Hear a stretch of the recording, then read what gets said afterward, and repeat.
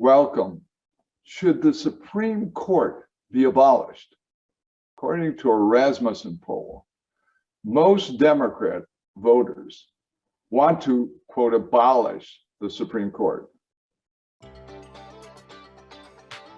The Baker Brief with law professor John Baker. Your weekly dispatch from the battlefield of ideas. Almost from the beginning, there has been strong criticism of the Supreme Court after very important decisions. And that's totally American. Jefferson tried to impeach members of the Supreme Court. Jackson, Lincoln, they disagreed with him in very strong terms. FDR tried to pack the court. But is there anything different today? Listen to what Rasmussen says. A majority of Democrats view the Supreme Court as racist and discriminatory against women and favor either, quote, packing the court by adding extra justices or replacing the existing court with democratically elected judges. Well, the latter would abolish the court. You say, well, why would it abolish the court if they were democratically elected? It was absolutely essential to the structure of the Constitution to make it work that they not be elected, that no Article 3 or federal judge is elected. They're nominated by the president, confirmed by the Senate. That's the process. Well, wait a minute, that's not democratic. That's right, that is Republican. It is a restraint on pure democracy. And you say, well, a lot of states have democratically elected judges. Yes. And we could talk about that for a long time as to how successful those courts are or how influenced by public opinion they are. In any event, let's think about this in terms of 3 points. First, Democrats favoring such a change would still not be happy with the results. Second, the Constitution does protect Americans who still cling to, quote, God and guns. And 3, God and guns were very important to winning our independence. Democrats favoring such a change probably would not like the results. Why?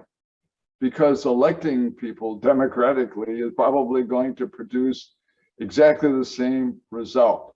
Consider this by Hank Williams and his following. Last night I watched this politician talking about a brand new mission. I liked the plan, but it come undone when he got to the part about God and guns. Some of you, at least, will remember what happened in 2008 when candidate Barack Obama mentioned in a fundraising meeting that people in Pennsylvania were bitter. They were clinging to God and their guns. That became a theme. And that theme was initially criticized by then candidate Hillary Clinton. But then she went to the deplorables. But her criticism was an interesting one. She said, I don't think it helps to divide our country into one that is enlightened and one that is not. That's a good statement. And at times we have been united, the elites and the others, and at other times divided. God and guns were important to the founding, but they also joined the Enlightenment. People like John Adams were both very religious and very devoted to reasoning in the Enlightenment fashion. And Washington, Madison, and Jefferson all were to some extent part of the Enlightenment. The Declaration includes aspects of the Enlightenment and aspects of God. So how is it that the Patriots were able to win? Well, they had to have guns, and they had that right to guns, not just for hunting. And that was the import of the 2008 case, DC versus Heller, where the majority of the Supreme Court held that the Second Amendment does not just refer to the use of guns in a militia, but the right to bear arms is an individual right. The Second Amendment protects an existing right. That is, the right was there before the Second Amendment.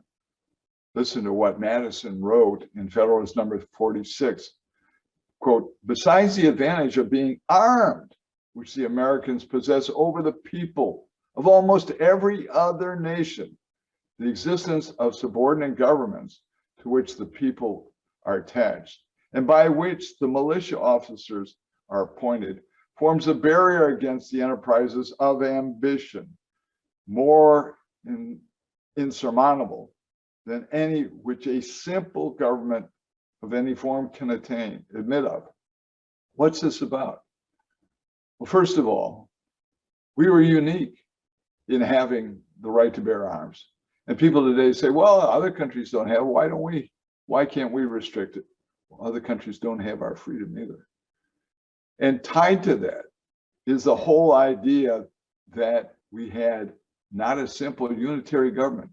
We had then and we have now a complex government. That is, he's referring primarily to federalism. And that is, the central government doesn't control, or at least not supposed to control everything. It always tries to, but it's not supposed to. So in conclusion, look, our independence depended on God and guns. God throughout the Declaration of Independence, but they knew they had guns and they could use those guns. And power, when it's centralized, doesn't like that. And the European countries didn't like that. And those who control power in Washington still don't like it. Thank you. Hope you'll join me next time.